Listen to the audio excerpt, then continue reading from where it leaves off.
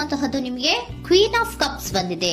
ನಿಮ್ಮ ಲವ್ ಲೈಫಿನ ವಿಚಾರವಾಗಿ ಬಹಳ ಕೇರಿಂಗ್ ಅನ್ನ ಮಾಡ್ತಾ ಇರುವಂತಹದ್ದು, ಅದ್ರ ಬಗ್ಗೆನೇ ನೀವು ಯೋಚನೆಯನ್ನ ಮಾಡ್ತಾ ಇರುವಂತಹದ್ದು, ಒಂದು ಸ್ಟೇಬಲ್ ರಿಲೇಶನ್ಶಿಪ್ ಅನ್ನ ಉಳಿಸ್ಕೋಬೇಕು ಅನ್ನುವಂತಹ ಆಲೋಚನೆಯನ್ನ ಮಾಡ್ತಾ ಇರುವಂತಹದ್ದು ರೆಪ್ರೆಸೆಂಟ್ ಆಗ್ತಾ ಇದೆ. ಪಾಸ್ಟಿನ ಬಗ್ಗೆ ಹೇಳೋದಾದ್ರೆ ಎಲ್ಲವೂ ಚೆನ್ನಾಗಿಯೇ ಇತ್ತು. ಫುಲ್ ಕಾರ್ಡ್ ರೆಪ್ರೆಸೆಂಟ್ ಆಗ್ತಾ ಇದೆ ಅಂದ್ರೆ ಜಾಯ್ಫುಲ್ ಆಗಿತ್ತು, ಚೆನ್ನಾಗೇ ಮಾತಾಡ್ತಾ ಇದ್ರಿ, ಖುಷಿಯಾಗಿದ್ರಿ, ಖುಷಿಯಾಗಿ ಓಡಾಡೋದು ಎಲ್ಲವನ್ನ ಕೂಡ ನೀವು ಮಾಡಿರುವಂತಹದ್ದು ರೆಪ್ರೆಸೆಂಟ್ ಆಗ್ತಾ ಇದೆ. ಆದ್ರೆ ನೀವು ಯಾವಾಗ ಸೀರಿಯಸ್ ಆಗಿ ಕಮಿಟ್ಮೆಂಟ್ ಅನ್ನ ಕೇಳೋದಕ್ಕೆ ಶುರು ಮಾಡ್ತಿರೋ, ಅಥವಾ ನೀವ್ ಯಾವಾಗ ಸ್ವಲ್ಪ ಚೇಂಜಸ್ ಗಳನ್ನ ಮಾಡ್ಕೋ ಅಂತ ಹೇಳೋದಕ್ಕೆ ಶುರು ಮಾಡ್ತಿರೋ, ಅಥವಾ ನೀವು ಸ್ಪಷ್ಟವಾಗಿ ನಿಮ್ಮ ಲವ್ ಲೈಫಿನ ವಿಚಾರವಾಗಿ ಹೀಗೆ ಇರಬೇಕು ಅಂತ ಯಾವಾಗ ಒಂದು ಗಡಿಗಳನ್ನ ಹಾಕೋಕೆ ಶುರು ಮಾಡ್ತಿರೋ, ಆಗ ನಿಮ್ಮ ಲವ್ ಲೈಫಿನ ವಿಚಾರದಲ್ಲಿ ಫೀಲಿಂಗ್ಗಳು ಲೆಫ್ಟ್ ಔಟ್ ಆಗುವಂತ ಸಾಧ್ಯತೆಗಳು ಇದ್ದಿರುವಂತಹದ್ದು ನಿಮ್ಮ ಪಾಸ್ಟಿನಲ್ಲಿ ರೆಪ್ರೆಸೆಂಟ್ ಆಗ್ತದೆ. ನೀವೇನಾದ್ರೂ ಹಾಗಿರ್ಬೇಕು ಹೀಗಿರ್ಬೇಕು ಅಂತ ಏನಾದ್ರೂ ನೀವು ಅವ್ರಿಗೆ ಹೇಳಿದ್ರೆ ಅವರು ನಿಮ್ಮಿಂದ ಸ್ವಲ್ಪ ಸ್ವಲ್ಪ ದೂರ ಹೋಗಿರುವಂತಹದ್ದು ರೆಪ್ರೆಸೆಂಟ್ ಆಗ್ತಾ ಇದೆ. ಯಾಕಂದ್ರೆ ನೀವು ಖುಷಿಯಾಗಿರ್ಬೇಕು, ಸಂತೋಷವಾಗಿರ್ಬೇಕು ಅಷ್ಟನ್ನ ಮಾತ್ರನೇ ಅವರು ಎಕ್ಸ್ಪೆಕ್ಟ್ ಅನ್ನ ಮಾಡುವಂತಹದ್ದು. ಈಗ ಸದ್ಯದ ಮಟ್ಟಿಗೆ ಅವರು ನಿಮ್ಗೆ ಯಾವುದೇ ರೀತಿಯ ಸೀರಿಯಸ್ ಕಮಿಟ್ಮೆಂಟ್ ಗೆ ಒಳಗಾಗುವಂತ ಸಾಧ್ಯತೆಗಳು ಯಾವುದು ಇದ್ದಿರೋ ಮಟ್ಟಿಗೆ ನಿಮ್ಮ ಪಾಸ್ಟ್ ನಲ್ಲಿ ರೆಪ್ರೆಸೆಂಟ್ ಆಗ್ತಾ ಇಲ್ಲ. ಈ ಪರ್ಸನ್ ಏನು ಈ 4 ಕಾರ್ಡ್ ಬಂದಿದೆಯೋ, ಈ ಪರ್ಸನ್ ಸೀರಿಯಸ್ ಕಮಿಟ್ಮೆಂಟ್ ಗೆ ಸಿಗುವಂತಹ ಸಾಧ್ಯತೆಗಳು ಇದ್ದಿರೋ ಮಟ್ಟಿಗೆ ನಿಮ್ಮ ಪಾಸ್ಟ್ ನಲ್ಲಿ ಕಾಣಿಸ್ತಾ ಇಲ್ಲ. ಆಗ ಅವರಿಗೆ ಫೀಲಿಂಗ್ ಲೆಫ್ಟ್ ಔಟ್ ಆಗಿರುವಂತಹದ್ದು, ಅವರು ಸ್ವಲ್ಪ ಸ್ವಲ್ಪ ಚೇಂಜ್ ಆಗಿ ನಿಮ್ಮಿಂದ ದೂರ ಹೋಗಿರುವಂತಹದ್ದು ಈ ಕಾರ್ಡಿನಲ್ಲಿ ರೆಪ್ರೆಸೆಂಟ್ ಆಗ್ತಾ ಇದೆ. ಅಟ್ ದ ಪ್ರೆಸೆಂಟ್ ನಲ್ಲಿ ನಿಮಗೆ ಬಂದಿರುವಂತಹ ಕಾರ್ಡ್ ಏನು, ವೀಲ್ ಆಫ್ ಫಾರ್ಚೂನ್. ಬದಲಾವಣೆಯ ಮಾರ್ಗವನ್ನ ನೀವು ಹಿಡಿಬೇಕು, ಅಂದ್ರೆ ಬದಲಾವಣೆ ಆಗ್ಬೇಕು. ನೀವು ಅವರು ಸೀರಿಯಸ್ ಕಮಿಟ್ಮೆಂಟ್ ಅನ್ನ ಕೇಳಿದಾಗ ಅವರು ನಿಮ್ಮಿಂದ ದೂರ ಹೋಗಿದ್ದಾರೆ ಅಂದ್ರೆ ನೀವೇನ್ ಮಾಡ್ಬೇಕು, ಅಟ್ ದ ಪ್ರೆಸೆಂಟ್ ನಲ್ಲಿ ಬದಲಾವಣೆಯ ಮಾರ್ಗವನ್ನ ಹಿಡಿಬೇಕು. ಬದಲಾವಣೆಯ ಮಾರ್ಗವನ್ನ ಮಾಡ್ಕೊಳ್ಳೋಕೆ ಹೋಗ್ತೀರಾ, ಆದ್ರೆ ನಿಮ್ ಕೈಲಿ ಆಗ್ತಾ ಇಲ್ಲ. ಯಾಕಂದ್ರೆ ವೀಲ್ ಆಫ್ ಫಾರ್ಚೂನಿನ ಕ್ಲಾರಿಫಿಕೇಶನ್ ಕಾರ್ಡ್ ಬಂದಿರುವಂತಹದ್ದು ಯಾವುದು, ಡೆವಿಲ್ ಕಾರ್ಡ್ ರೆಪ್ರೆಸೆಂಟ್ ಆಗ್ತಾ ಇದೆ. ಡೆವಿಲ್ ಕಾರ್ಡ್ ಏನನ್ನ ರೆಪ್ರೆಸೆಂಟ್ ಮಾಡುತ್ತೆ, ಅಡಿಕ್ಷನ್ ಅನ್ನ ರೆಪ್ರೆಸೆಂಟ್ ಮಾಡುತ್ತೆ.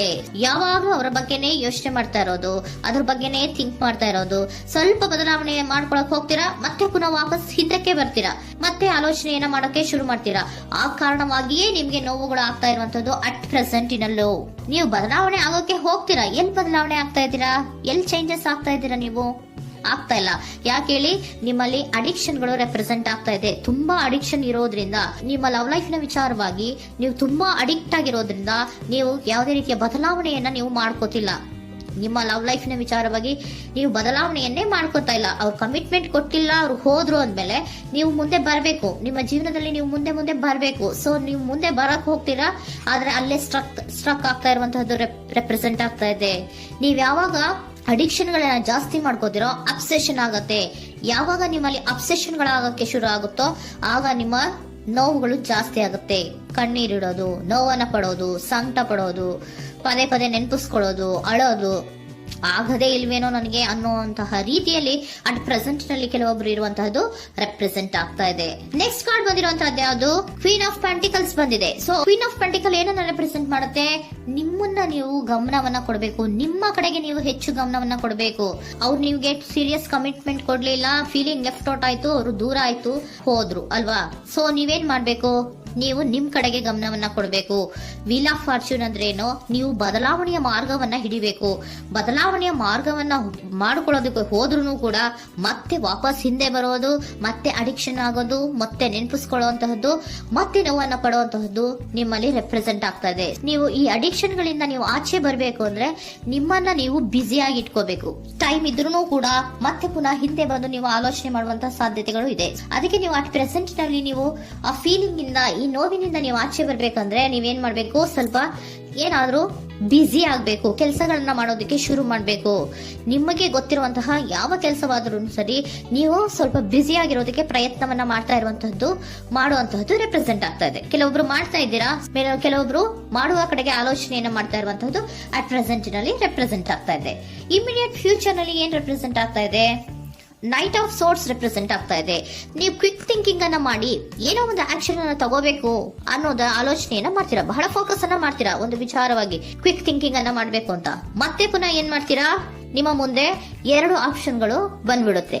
ಯಾವ್ದು ಮಾಡ್ಲಿ, ಹೇಗ್ ಮಾಡ್ಲಿ, ಏನ್ ನನ್ನ ಕೈಲಿ ಆಗ್ತಾ ಇಲ್ವಲ್ಲ ಮರೆಯೋದಕ್ಕೆ, ಮುಂದೆ ಹೋಗೋಣ ಅಂತೀನಿ, ಮತ್ತೆ ಏನಿದು ಕನ್ಫ್ಯೂಷನ್ ಅಂತ, ಮತ್ತೆ ಕನ್ಫ್ಯೂಷನ್ ಅಲ್ಲಿ ಇರುವಂತಹದ್ದು ಇಮಿಡಿಯೇಟ್ ಫ್ಯೂಚರ್ ನಲ್ಲಿ ರೆಪ್ರೆಸೆಂಟ್ ಆಗ್ತಾ ಇದೆ. ನೀವೇನ್ ಮಾಡ್ಬೇಕು, ಈ 2 ಆಯ್ಕೆಗಳಲ್ಲಿ ನಿಮಗೆ ಯಾವ ಆಯ್ಕೆ ಬೇಕು ಅನ್ನೋದನ್ನ ಫಸ್ಟ್ ಆಲೋಚನೆಯನ್ನ ಮಾಡಿ ನಂತರ ನಿರ್ಧಾರವನ್ನ ಮಾಡಬೇಕಾಗುತ್ತೆ. ಡಿಟರ್ಮಿನೇಷನ್ ಅಂಡ್ ಡೈರೆಕ್ಷನ್, ನಿರ್ಣಯವನ್ನ ಮಾಡಿ ಅದೇ ದಾರಿಯಲ್ಲಿ ನೀವು ಮುಂದೆ ಹೋಗ್ಬೇಕು ಈ ಆಲೋಚನೆಯನ್ನ ಮಾಡಬೇಕು.